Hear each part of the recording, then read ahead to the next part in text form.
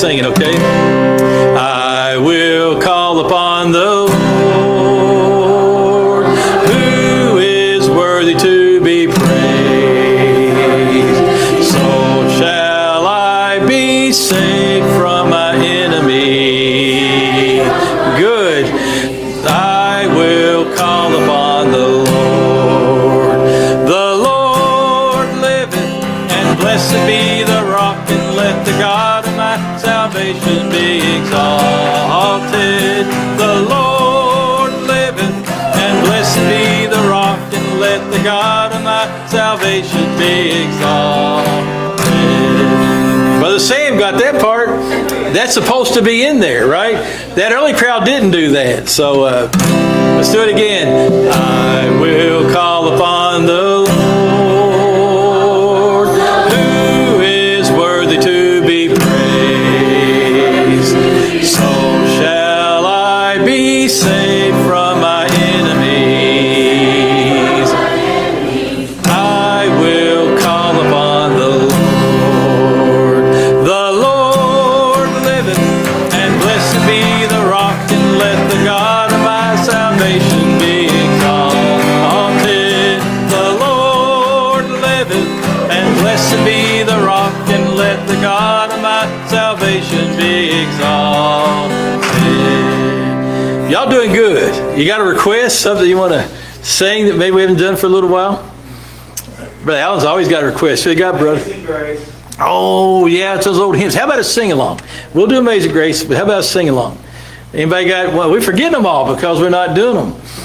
I think COVID got our tongue. What? Sanctuary. We sang that this morning at the first service after this. That's, the Lord must be in that. Amen. Lord, prepare me to be a sanctuary. Pure and holy, tried and true, with thanksgiving, I'll be a living sanctuary for you.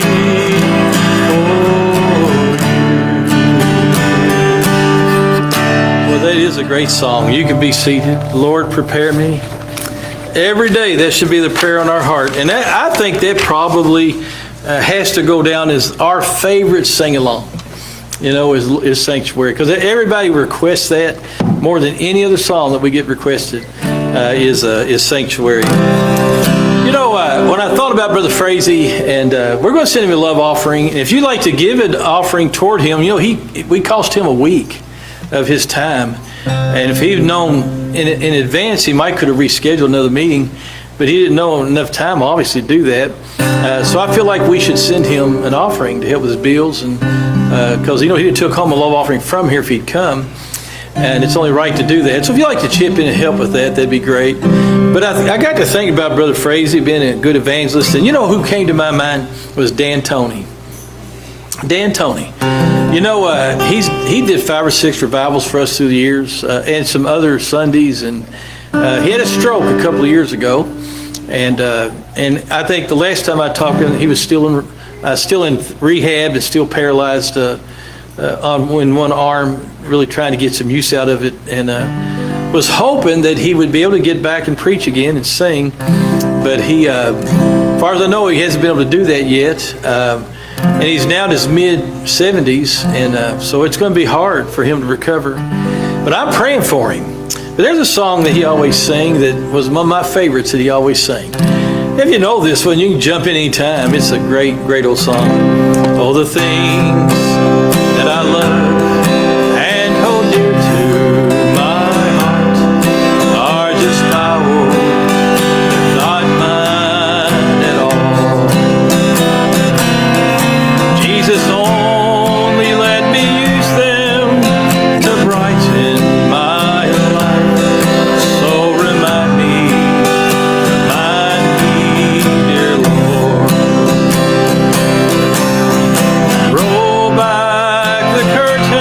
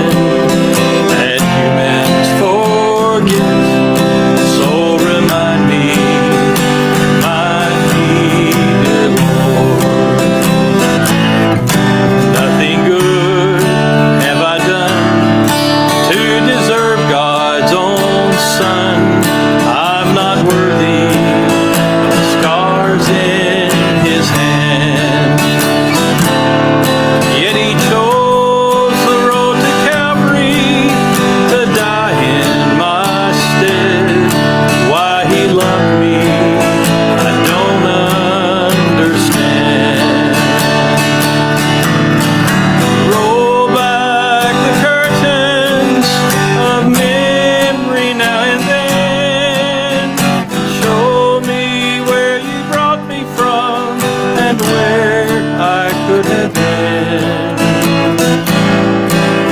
Remember, I'm human, and humans forget. So remind me, dear Lord. Dan Tony's song, he's always singing that. Of course, who knows who wrote that song and made it popular? Anybody? No, some of you should know. Dottie Rambo. Y'all know Dottie Rambo? Well, he's an old timer. You know what? I know to younger generations than me, they have grown up listening to different artists and even different style of gospel music, and so I catch when we ever have soundtracks or maybe some newer music, I see younger people singing the words, singing along, and when I do a song like that right there, I see older people singing along. Hey, but guys, don't forget how special that music was. I mean, my goodness, that songs like that right there, they're going to stand the test of time, and anybody can enjoy those songs. Amen? That's how you know that a song can be used of God, and that it's music that is ordained of the Lord, is that anybody of any age can say, that's a good song. That's a good song. Right? I mean, who could say that wasn't a good song? That's a beautiful song. And even more modern songs, you know, if you can say about that song of any age, that's a good song, well, then that song's going to stay around for a long time. There's tons of music that don't stay around. Oh, it might be popular for a few weeks on the radio or something, and you know, but it doesn't last. I mean, that song 10 years from now, nobody's singing it, nobody's listening to it anymore. But boy, when you see a song 10 years old and people are still singing and listening to it, then you know that song was there to stay. And boy, how many of these old songs that just keep getting sang and sang, they're here to stay, man, because they say it right, and they say it with passion, they say it with love, and it's good. And it's not that new music can't do that. It absolutely can. And the right stuff does do that. And but we just got to judge that with our heart. Is it a good song? And can you understand the message? Well, we're not going to talk about that anymore. I want to talk about something this morning that has been on my mind for so long. And I'm always looking for confirmation that God is trying to get me to study something out and say some things about it. And so this past week, but even it goes back well before the virus. I mean, this subject goes way back. Matter of fact, it's been a lifelong observation on my part, what I'm going to be talking to you about this morning. And I want to talk to you this morning about mistrust. Mistrust. You know, back when I was running the student convention for ACE all those years, we would do skits. And Brother Lonnie Moore, y'all know him, Brother Lathan's brother, and Larry Merrick over at Rolling Hills. You know, they were involved in some of these things. And so we learned that when we're doing these skits, us guys that did these skits, we learned. Of course, they were for the kids. They were for impact. They were for, you know, getting the kids into it so they listened to the preaching that was about to come. And want them to have a great experience at convention. So we did skits for a long time. Now, when new leadership came, they kind of canned the skits. We did skits one more year, and then the new leadership felt, wasn't so much in the skits. And so I asked an older preacher friend of mine that came to convention years back. I said, well, it's so sad. I kind of missed doing those skits. And I said, but they kind of died down. And he said, yeah. He said, so it gets to where it's just like, it's just an old man trying to be funny. And I thought, oh boy, that hurt. That hurt. Because he was right. That guy looks up in the mirror and said, I'm getting too old to do skits. Young people can buy that stuff. But anyway, back when we used to do skits, we learned real soon not to trust each other. To have mistrust for each other when it came to the skits. Because there was something that I think I perfected this better than any of those guys. And it's called the double cross. And, I would get them into a skit. And in the middle of the skit, I would do something totally unplanned to them. and they would be stuck with it because they were in the middle of the skit. I remember Larry Merrick, one time he had a devil suit. And it was a nice elaborate suit, man. I mean, he had a red cape and red outfit and had the pullover thing with horns, and he had a mustache painted, you know, and had the pitchfork. I said, we got to use that in a skit. So I told him, I said, you know, AC will come and you two guys will get into it. Because we just had to live these things. We never had scripts, and we just had a general idea what we wanted to do. And I said, the thing is, AC's going to end up winning and running you off. You know, the kids will cheer, yeah, you got rid of the devil, you know. It's great, and that'll be a great skit. Well, we happened to be at Mike Crane's camp having this convention down in Tennessee, and Mike Crane was a karate expert, and he held 7 world records in breaking objects. And, you know, kicking and elbowing, that kind of stuff. Ice, he had world records, how much ice he could break. And I had him here years ago. And so Mike Crane, though, also was a weapons expert. And, of course, he was a karate expert. So he could get a hold of you and push on a pressure point and make you beg. He can make you crawl around the floor just by grabbing your hand in a certain position and pressing on certain nerves. Oh, this guy, he knew how to do it. So Brother Merrick was beating up on AC, you know, and so Brother Merrick, he started whispering to AC, hey, come on, fight back, come on, you know. So I stepped up to the stage and said, hey guys, AC's getting whipped. He has no strength. I said, let's call for Mike Crane. And so everybody started calling Mike Crane, and Brother Merrick looked over at me and he said, I hate you. That's what he said, because he knew what was coming. And so here comes Mike Crane in his karate outfit, and he runs up there, and he gets a hold of Brother Merrick in every kind of way you can get a hold of a man. And he has Brother Merrick on the floor crawling and begging for help. And I mean, he takes him out of the auditorium, pressing on a nerve. Brother Merrick says, oh, and he takes the devil right on out of that auditorium in pain. And so Brother Merrick told me after that, because I'd already sabotaged him 2 or 3 times before this, and Brother Merrick, he finally said, I'll never trust you again to put me in a skit. And you know, he meant that. He never did do no skit with me. But I love him. He's a good guy. You say, was it worth it? Yeah. I just got other guys to do skits. And anyway, but don't worry, I got mine. Brother Lonnie Moore took care of me. The worst thing he ever did to me was we was at Bethlehem High School and we was having assembly in the gym. And I came out in a wheelbarrow as a baby camper complaining. And I had a big calf bottle, you know those big old bottles with big nipple? And I had on a blue sweatpants with a big white diaper around them.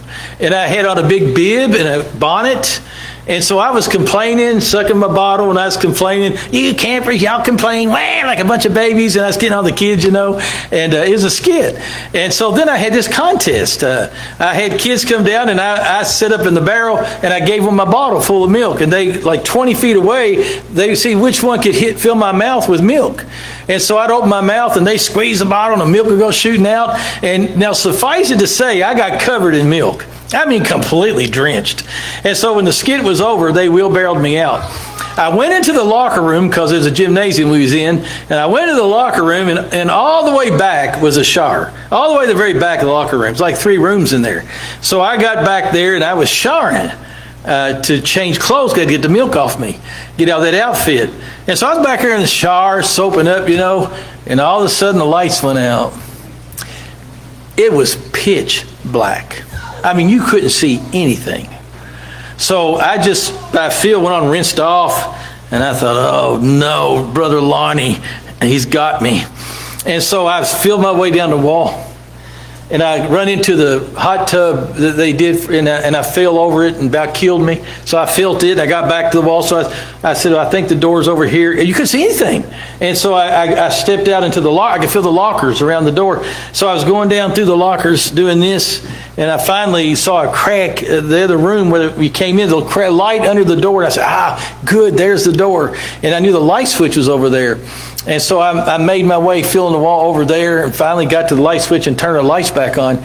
And so I got dressed, and then I had no shoes. And so Brother Lonnie had taken my shoes. And so I had to come out of there and go back out into the crowd, and I was in my sock feet. And ties, shirt, sock feet, you know, for the service. And boy, Lonnie paid me back for everything I'd ever done, Brother Merrick. I guess I deserved it. But I got to thinking though about that. I never trusted Lonnie again. Never trusted him again. But I got to thinking, wonder what would have happened if somebody from that school came into that locker room and turned the light on, and there was a wet, naked man standing against the lockers. I said, you know what? I said, that would have been the worst moment of my life. And they'd have probably felt, what in the world? You know what they'd probably done is turned the light off and slipped back out in the hallway. He said, I'm not going back in there. And so I just got to thinking about this. Horrible. You guys haven't had no fun, have you? I can tell. I've had a lot of fun. I'm telling you, I've had a lot of fun. But trust. And so I burned my bridges there. And people, but I've noticed as I've gone through my life, I've noticed that the spirit of mistrust has grown stronger and stronger.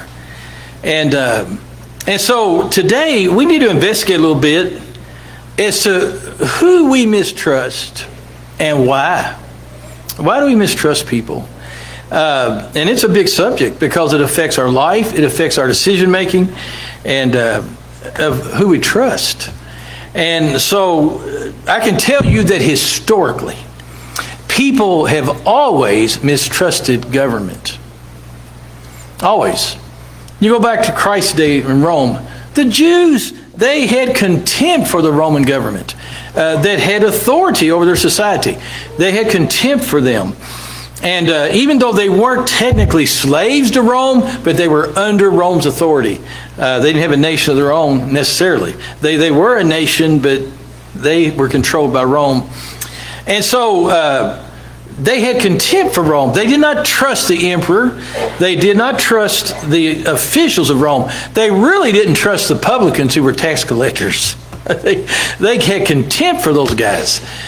Now, and so government's always had its issues. But I've never seen a time in my lifetime when government in our country has been so mistrusted as they are now. And there's a reason for that. I've noticed that people have less trust in their spouses than it used to be. People have less trust in the educational system. There's a lot of mistrust there. Well, what does it mean? What is mistrust? Well, I guess a good working definition of it is that mistrust is based upon someone or some institution that you don't believe in their honesty, that you have come to the conclusion that they're not honest, and so you are suspicious that they would use you in such a way as to further their own cause or their own agenda that you may not agree with, so you take, well, why wouldn't a wife trust her husband? Maybe there's evidence that his commitment and his spiritual commitment, his commitment of love and dedication to his family, maybe he does things that make her feel that there's evidence, a reason, to have some mistrust. And it could go the other way too with a wife and children. They seem to really grow to mistrust their parents. And as they get older, but maybe they see evidence that mom and dad acted many times in ways that were self-promoting and wasn't in their best interest. And that's the thing about mistrust. Think about who it is that we mistrust. Beyond the government, just in our life. We mistrust people who have the power to do something to us or to take something away from us.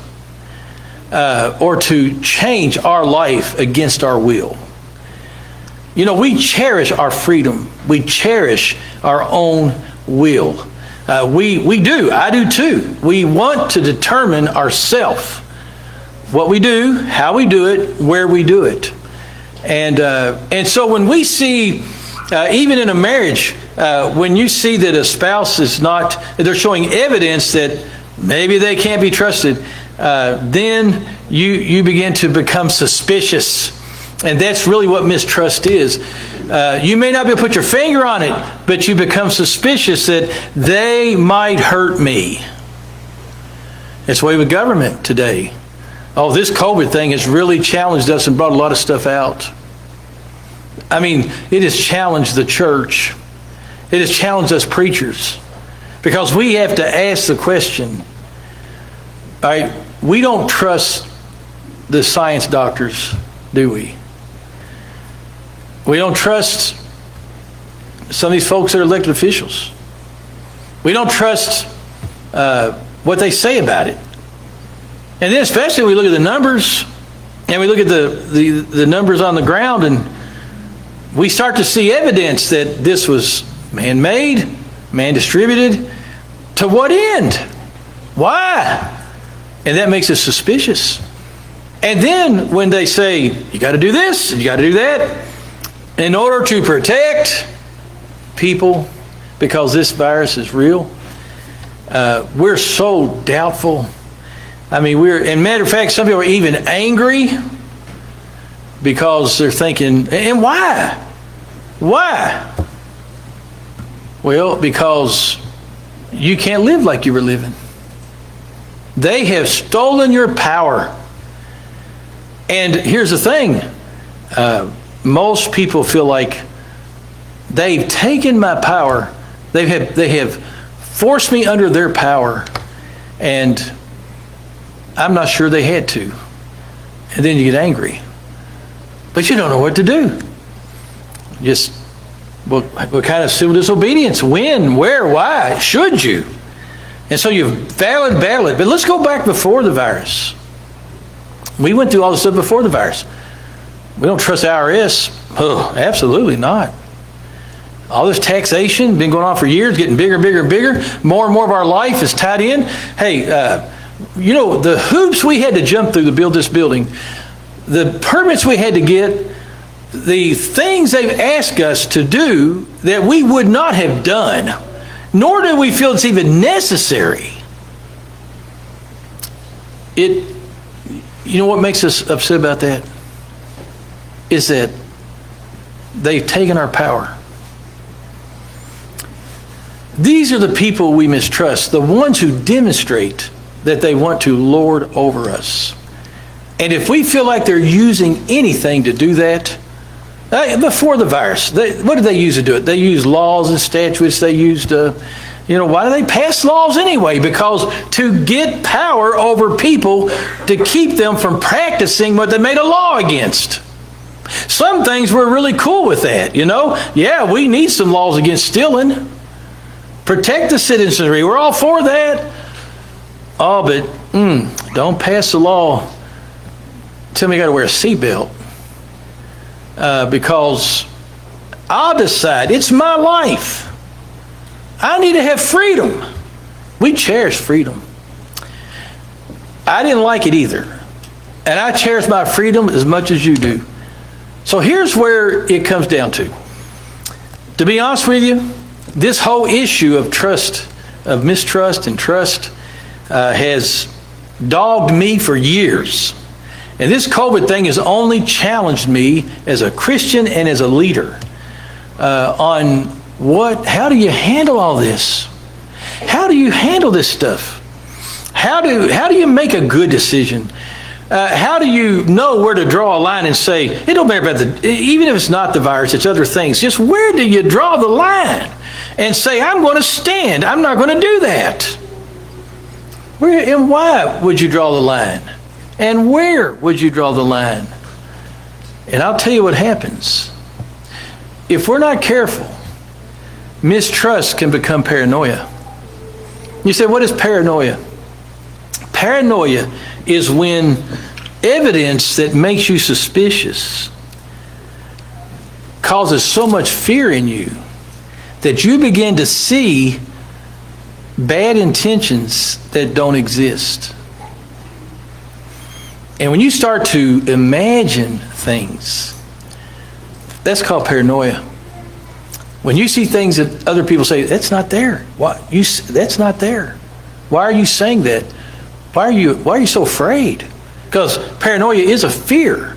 It's when mistrust turns into fear. That's when the jealous wife or husband takes just whatever they think is evidence, and now all of a sudden they're imagining things. They're imagining things. And they're so afraid they begin to act upon their imagination. And they begin to act upon fear. You say, yeah, but look at what led me to this. Yeah, I see it. I see what led you to it. I don't see what you're scared of, but I do see what led you to it. And I also see that we've got to deal with this issue of trust. So you say, preacher, what do you think we ought to do? Just start trusting them? Oh, absolutely not. You think I should start trusting my husband? No. My wife? No. The preacher? Absolutely not. Let me give you some scriptures. You didn't think I'd go get in the Bible today, did you? But Psalms chapter 20. Some trust in chariots and some in horses, but we will remember the name of the Lord our God. In Psalms 56:11 it says, in God have I put my trust. I will not be afraid of what man can do to me. I will not be afraid what man can do unto me. In Isaiah 31:1, the great book of Isaiah, he says, woe to them that go down to Egypt for help, and stay on horses, and trust in chariots, because they are many, and in horsemen, because they are very strong. But they look not unto the Holy One of Israel, neither seek the Lord. Boy, this is a really telltale thing here. What happened with Jesus. In John 19:10-11, it says, and saith Pilate unto him, speakest thou not unto me? So here's Jesus. Jesus had been brought before Pilate. Now, Pilate had the authority to crucify him. And so he told Jesus, because Jesus wouldn't answer him, he wouldn't speak to him, he would not defend himself. Knowest thou not that I have power to crucify thee, and have power to release thee? Jesus answered, thou couldst have no power at all against me. You could have no power at all against me. Boy, what a statement. Except it were given thee from above. Therefore, he that delivered me unto thee hath the greater sin. What's he saying to Pilate? Now think about Pilate. Pilate's wife came to him and she said, this is a holy man. The Lord gave me a dream about him. Don't do this. Don't crucify this man. Let this man go. He's a righteous man. And she begged Pilate, please don't do this. And Pilate was troubled as he could be, because when he saw Christ mistreated and abused and came before him, he asked the Jews, what has this man done? What has he done? And they said, crucify him. He's blasphemed. And Pilate, not being a Jew and not being religious like that, he thought, what? What has he said? Because, Jesus also said a few other things to Pilate. He said, are you a king? They say that you're claiming to be their king, and they're rejecting you. He said, you say I'm a king? And Pilate said, what? He finally said, what is truth? Now that's also a telltale thing. What is truth? This is where we come to. We come to all of this mess. And look at Pilate. Pilate was focused on man. And he was focused on his own authority. And he was troubled because he knew that the Jews could not execute a person, that Rome had to execute a person. And so he knew that if he was going to be executed, it had to come through him. And he didn't want to execute him. He thought they were being unjust. So Pilate was conflicted like we are. And he said, what? What am I supposed to do about this authority? I'm the authority. Don't you know that I can save you, or I can have you killed? And he was so troubled by this. And what did Jesus do? Jesus, I believe, looked into the heart of Pilate. He knew that a dream had been sent to his wife. He knew that Pilate would not do it. He knew that Pilate would get him off the hook. He didn't need to be off the hook. So what did he do? He said, Pilate, it's okay. That's what he said. It's okay. The authority that you talk about, it was given to you to do this. It was given to you to do this. Don't feel guilty. Because since this was given to you, because you have to carry this out. And this is why I came. He didn't say these words to him, but this is what he was communicating with Pilate in his heart. With the words he did speak. He said, the one who delivered me is greater sin than yours. In other words, he was saying, you've got my permission because you don't have the power. It was given to you. Now, I guess this is why Paul wrote in Romans 13, let every soul be subject unto the higher powers. For there is no power but of God, the powers that be ordained of God. How more plain can that be? You know, the authority that I may have as a pastor in this church had to be given to me from God. He had to put me in this position. I could not just show up and say, I want to be the pastor of that church. I could not just show up and say, I'm going to go start a church in Bardstown. No. First of all, I didn't want to start a church in Bardstown. Secondly, God slayed me at an altar in a missions conference and slayed me and broke my will, crashed my dreams, and said, you go start that church. Your heart, you will never get past this burden if you don't do it. And there were many other things that God did to me to show me.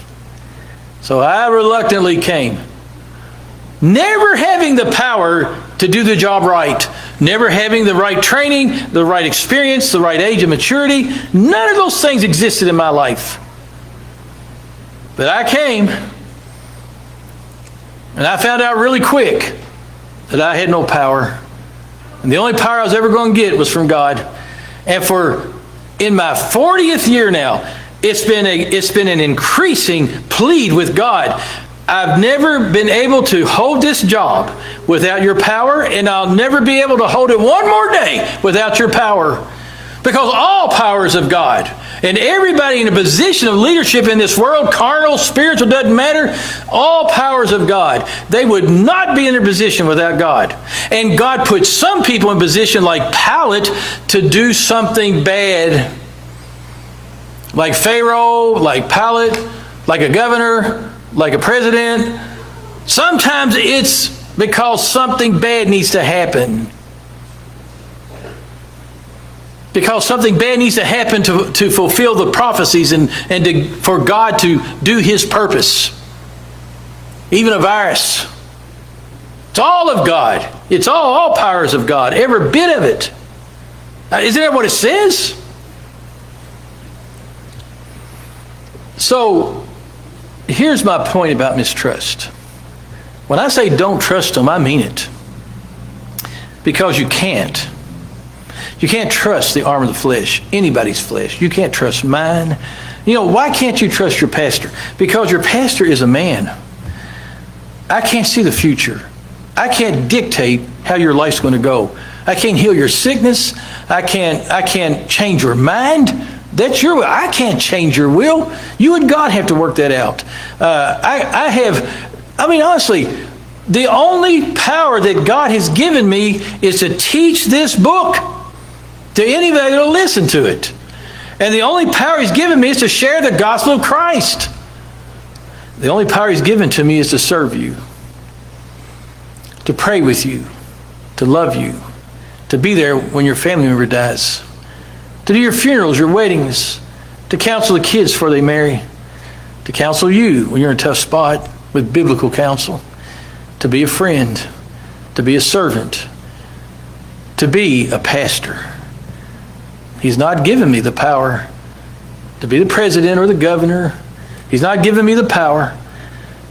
Listen, it's all of God. And so I should never trust a governor. I'll tell you what you can trust. You can trust that evil people are going to try to take your power away and do evil things to you to get their way. You might as well just assume it. You might as well assume they're going to use this virus for ill. Absolutely. They're going to use a lot of things that are evil people. But wait a minute. You said, how do we deal with it? There's only one path that God gave us to deal with it. Just one. And that's to realize that they could do nothing unless He gave them the power. Does that mean we have to obey it? No. Isn't that something?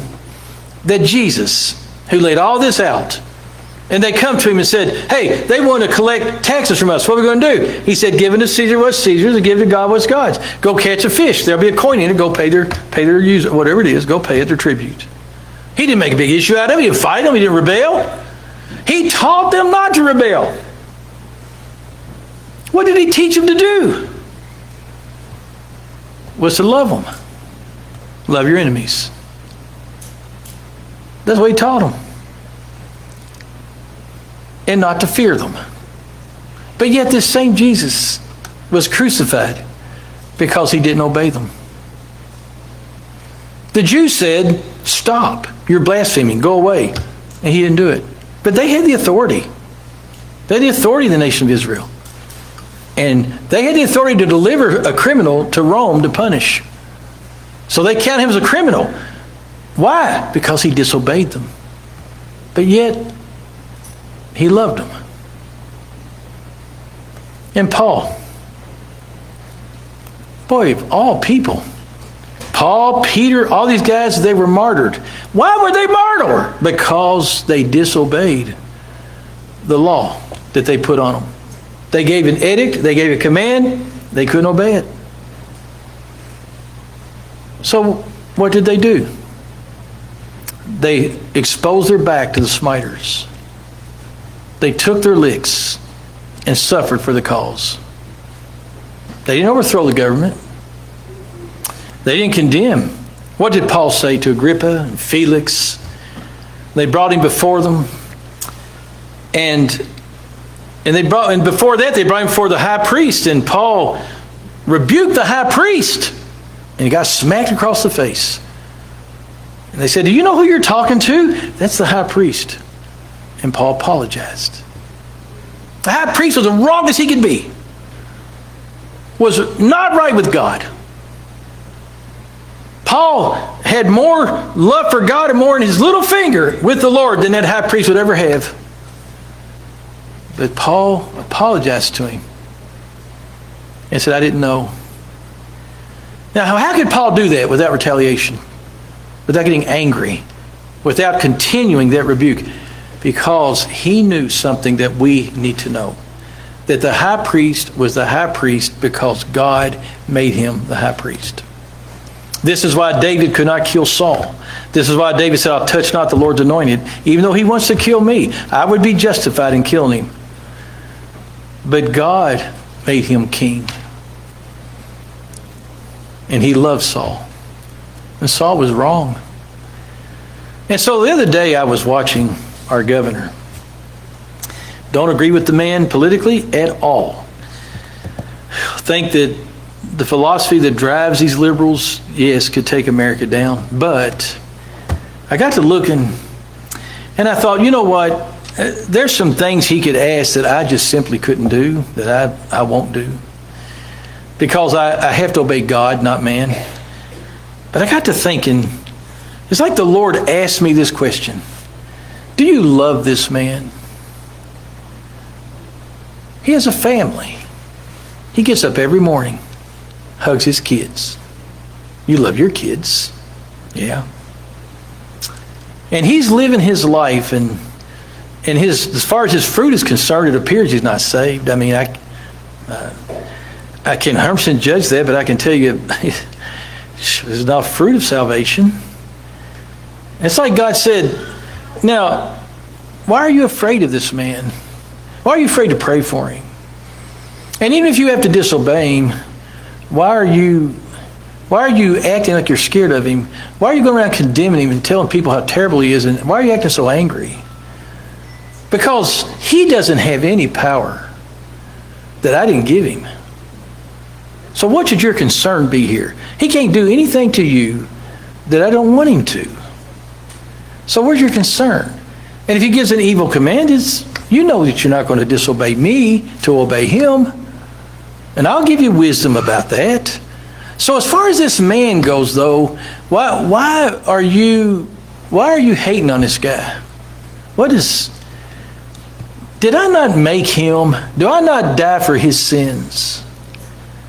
I wonder what a guy like that governor would do if thousands of Christians showed up at the Capitol and got on their knees for one reason: to tell God that they love this man and they prayed for him, and to pray for this man that his eyes would be opened, that he would know Christ, that he would know. Listen, here's how it needs to get, and I'm going to wrap this up. Let me tell you how this thing needs to get. If I'm going to be hurt by these people, if I'm going to have to take a stand at some point, which I'm praying for wisdom on when that might be, but if I have to do that like the apostles did and like Jesus did, that's going to get me hurt, if that has to happen, then they need to know this. The ones who's going to hurt me or hurt this church, they need to know that they're not hurting a foe. They're hurting a friend. They're not hurting an enemy. They're hurting someone who prays for them and loves them. They're not hurting somebody who's trying to undermine their authority or overthrow them. They're hurting somebody who wants to see God glorified in their life. And they're hurting somebody who's willing to be hurt for Christ. And Pilate did not want to be that man. But Jesus told him, that's who you are. I'm your friend. And you've been given the power. And I wonder how many government officials, how many sheriffs, anybody in position of authority, how many pastors, I wonder if they knew that the people they have to address and shake down, the people they've got to somehow come under authority over their life, I wonder what anybody in authority, how they would respond if they're hurting somebody that they know loves them. They're hurting somebody that's not their enemy. Yeah, they disagree with them, but they're not their enemy. They've not declared war on them. They're not trying to hurt them. They want them to be, their eyes to be opened, and they pray for them, and they act that way. That's why Jesus said, if you get compelled to pack 1 mile, go 2. Show that centurion that you're not his enemy, that you don't resent this, that he matters to you. Boy, here's the thing. We're going to do 1, 2 things here. We're going to put our trust in the wrong place, and we're going to be clouded in our view of just who it is that's trying to take our power and what we really ought to do for them. And then we're going to become paranoid, and we're going to become needless warriors who want to hurt people for our cause. What is our cause? And let me say this in closing, and I speak to American citizens. We cherish our freedom, but we cannot cherish our personal freedom to go and do as we please. We cannot let that be more important to us than the will of God. It's God's will that Christians in China have to hide to worship, and some go to jail. You say, how do you know it's God's will? Because they have no power to do that lest God let them, lest God gave it to them for a purpose. God keeps trying to tell us to love not this world. We Americans, we love the world. We love our freedom. And if anybody threatens our freedom, we go to war. I want to go and do as I please when I want to go and do it. And I have a God-given right. Do you really have a God-given right? Has God given you that right? You say, well, our government gave us that right. Our Constitution. Yes, that's a very point. Our Constitution gives us that right. But did God? Did God give that right to the 6 million Jews that Hitler killed? He didn't give them the right to be free.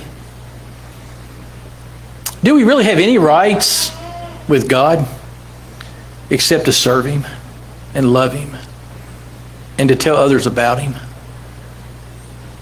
Isn't that really the only thing God promised us? In this world ye shall have tribulation, but be of good courage, for I have overcome the world.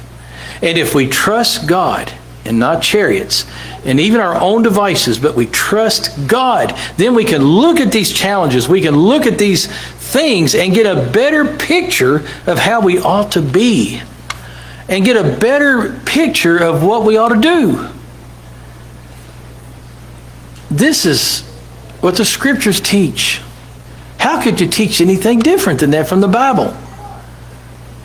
There's a time to resist. There's a time for everything. But you're not going to know from God when that time is and what it should be for if you're not even trusting God. But you're trusting man, what he can do to you. Well, yes, you can trust him to hurt you, but only if God lets him. And if God gives him the power to hurt you, then you need to be hurt. If God gives him the power to make you take a position that you can't obey evil, and so you go to jail, then so be it. That was the Lord's will. And God gave him the power. But God wants us to appeal. And you know, we need to elect godly people to our government. Brother, oh my goodness, my brain is so fried. Oh, come on, Brother Jim. Brother Jim is here with us today. Skylar's dad and his mom. He's running for state senate, Washington. Let me encourage your heart a little bit. I know I've gone a long time today, but let me encourage your heart. That and we got Adrian Gilbert running for senate here. Do you realize that God is placing people in the positions they need to be in to fend for the right stuff, the right way? We don't have to resort to anger and fear and all these things and then make rash decisions and jump the gun quicker than we ought to on things. We don't have to do that. God is raising up people as we speak that can make a difference in authority in this world. And he's going to give some of them authority to make the right difference. Skylar's running for city council here. We need to support and pray for all these people and support them because that's the right way. That's the peaceable way. That's the faithful way is to get in a position of influence. Not a position of rebellion, but influence, even if it means by suffering. But hey, wouldn't it be better just to have godly people raise up and go to praying for governors and mayors and let them know they're praying for them and let them know, you know, if you're going to hurt me, you're going to hurt a friend, you're going to hurt me, you're going to hurt somebody who loves you. I mean, look, guys, this whole thing of trust, it's either going to be the Lord or you're going to trust in something you should not be trusting in. You're either going to trust in the Lord and get a better picture of all this stuff, or you're going to just get way off the ranch. And I've seen a lot of Christians get off the ranch, and they're not doing good. And they're just not being seen anywhere close to the love of Christ. Well, if that's how you want to do it, I wouldn't even say good luck because luck won't help you. Well, we got to go. I don't usually preach this long, but it just required some explanation. I hope you'll pray about this because this is deep stuff. This is not milk. This is meat. And I hope you'll pray about the meat.